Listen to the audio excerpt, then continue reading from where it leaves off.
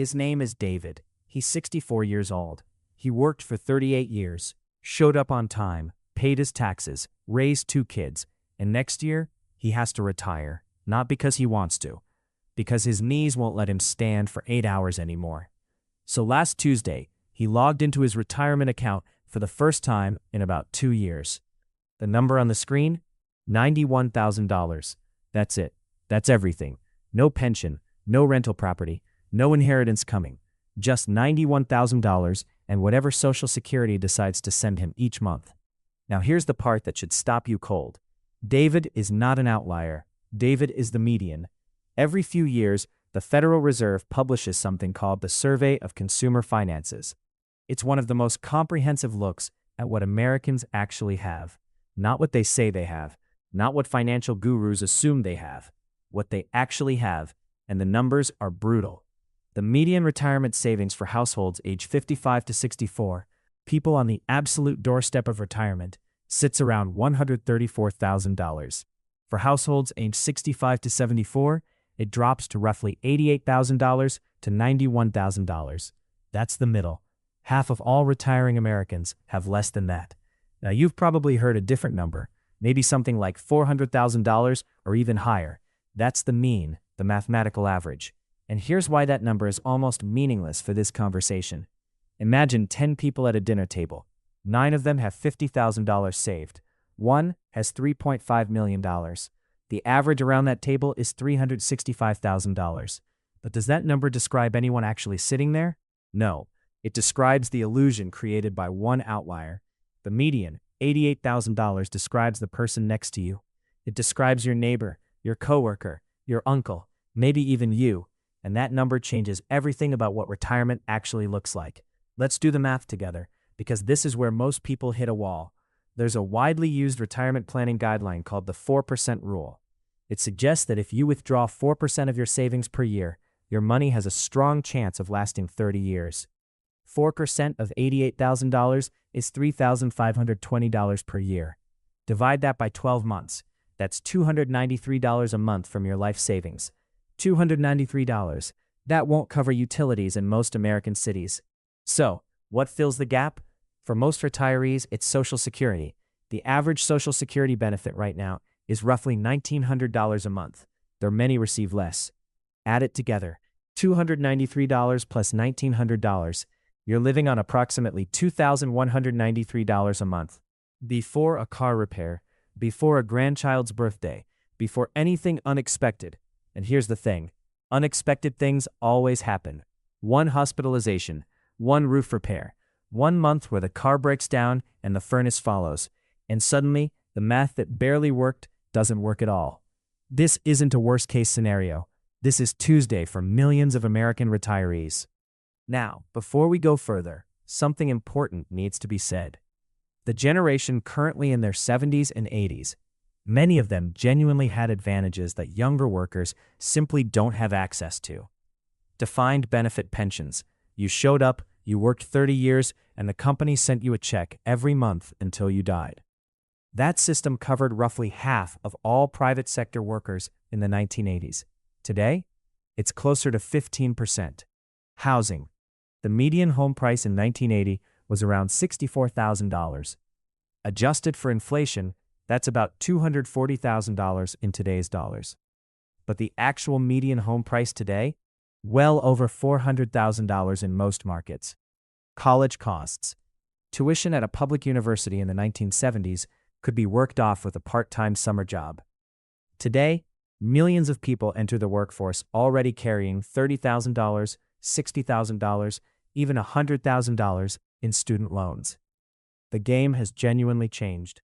And that means the habits that allowed previous generations to retire comfortably, even without being financially disciplined, won't work anymore. You can't accidentally stumble into a comfortable retirement the way some of your parents did. The math today requires intention. So how does someone work for 35 or 40 years and still end up with $88,000? It almost never happens all at once. It happens through a series of small decisions, each one feeling completely reasonable at the time. Decision 1. Starting late. Meet someone who waits until 35 to begin saving, instead of starting at 22. That 13-year delay cost them, thanks to compound interest, potentially hundreds of thousands of dollars over a career. Not because they saved less, just because they started later. The most expensive financial mistake most people make isn't a bad investment, it's a delayed start. Decision 2. Stopping and starting. Life gets hard in your 30s. Kids, mortgage, a car that dies, and so the retirement contribution gets paused. Just for a few months, you tell yourself. But a few months becomes a year, and a year becomes 3, and the contributions that would have compounded for decades didn't. Decision 3. The job change cash out. This one is enormous and almost nobody talks about it. The average American changes jobs about 12 times over their career. And every time they leave a job with a 401k, they face a choice: roll it over or cash it out. Cashing out feels like a windfall, but after the 10% early withdrawal penalty and income taxes, you might keep 60 cents on the dollar. And the compounding that money would have done over 30 years? Gone. Studies suggest that 41% of people cash out their retirement accounts when they change jobs. 41% of the money people were supposed to be saving, spent. Decision 4. Underestimating the number. Most people, when asked how much they'll need to retire, give a number that sounds big, but isn't. $1 million sounds like a lot until you realize that at the 4% rule, it generates $40,000 a year. Pre-tax. The target most financial planners suggest: 10 to 12 times your final annual salary. If you're earning $70,000, you're aiming for $700,000 to $840,000 minimum. Most people have no idea that's the target, and you can't hit a goal you haven't looked at. Decision 5. No plan for healthcare. This is the one that ambushes people. Medicare doesn't cover everything. Dental, vision, long-term care, these are largely out of pocket. The average couple retiring today will spend an estimated $300,000 on healthcare costs over their retirement. Not accounting for that number is like planning a cross-country road trip and forgetting to budget for gas. So what does the other side look like? I want to be clear, the people who retire comfortably are rarely the people you'd expect. They're not all high earners. Many of them made modest salaries their entire lives. But they did a few things consistently. They automated before they could think twice. The first paycheck they got access to, a 401k, they set up automatic contributions. And they never saw that money. It disappeared before it could be spent. This isn't willpower. This is removing willpower from the equation entirely. They contributed more than the minimum. The common advice is to at least get the employer match. But the retirees who end up comfortable usually contributed 15 to 20% of their income, not just enough to get the match. That difference over 30 years is the difference between $88,000 and $800,000.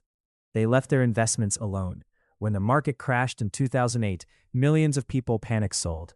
The investors who quietly did nothing, who kept contributing through the crash, recovered and came out ahead.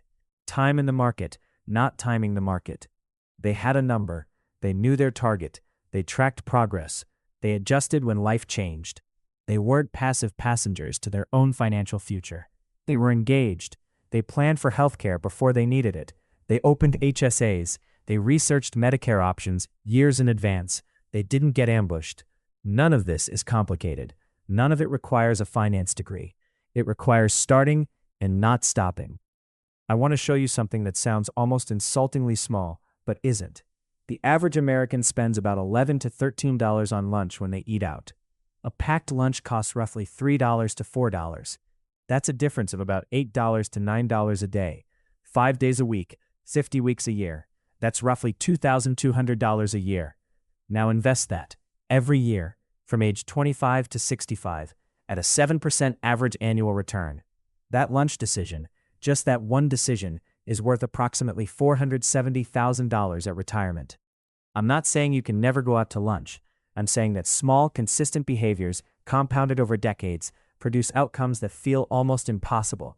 And this math works in reverse too. Small, consistent neglect, pausing contributions, cashing out accounts, delaying the start, produces the $88,000 outcome, not because of one catastrophic failure, but because of small decisions, made daily, that quietly compounded in the wrong direction. If you're watching this in your 30s, you have an extraordinary gift: time. Don't squander it. If you're watching this in your 40s, you still have 20 plus years of compounding ahead of you. The best time to start was yesterday. The second best time is right now. If you're in your 50s, here's what most people in your position don't realize. The IRS actually allows catch-up contributions to 401ks and IRAs for people over 50. In 2024, you can contribute up to $30,500 to a 401k instead of the standard $23,000. That gap matters. And even if the nest egg won't be as large as it could have been, there are still levers. Working 2 or 3 additional years dramatically changes the math. Delaying Social Security from age 62 to age 70 increases your monthly benefit by roughly 76%. The story isn't over. For most people watching this, the ending hasn't been written yet. But here's the truth. The ending will be written by the decisions you make between now and then. Not one big decision, 1,000 small ones. Back to David. He's 64. He has $91,000. And yes, his retirement will be tight, but he's not done making decisions. He called his HR department and found out he can work part-time for 18 more months. He's delaying Social Security until 67. He downsized his car. He moved into his daughter's spare room for a year to build a small emergency cushion. He's not building wealth anymore. He's managing a situation. And he wishes, every single day, that he'd had this conversation at 30. So let this be your conversation at 30, or 40, or 50. The median retirement in America is $88,000. That number is made up of habits, of daily decisions, of what got prioritized and what got pushed off. You get to choose what your number is. The decision isn't in some future year when you finally get serious about money. It's today. It was yesterday. It's the next paycheck.